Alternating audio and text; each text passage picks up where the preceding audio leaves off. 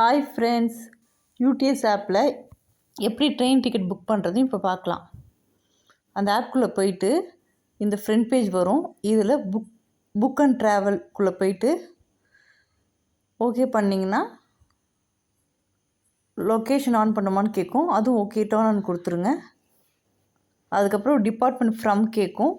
அது எங்கேருந்து go to எஸ்டிஎன்னா எந்த ஸ்டேஷன் போகிறீங்க, எங்கேருந்து எந்த ஸ்டேஷன் வரைக்கும் அப்படின்னு. நான் வேப்பம்பட்டு கொடுத்துருக்கேன். கோ டு வந்து திருவள்ளூர் கொடுத்துருக்கேன்.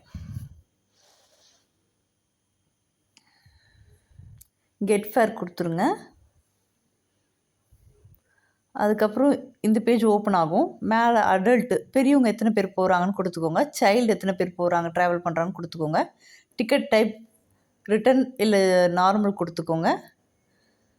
அப்புறம் கீழே வந்து கிளாஸ் கொடுத்துருவாங்க பாருங்கள். ஃபஸ்ட் கிளாஸ், செகண்ட் கிளாஸ் எது வேணுமோ இது பண்ணிக்கோங்க. அடுத்தது இது ஓகே கொடுத்தீங்கன்னா புக் டிக்கெட் கொடுத்துருங்க. அதுக்கப்புறம் பாஸ்வேர்டு இல்லை ஓடிபி ரெண்டுமே போட்டு எது வேணுமோ போட்டு பண்ணிக்கலாம். நான் ஓடிபி போடுறேன்.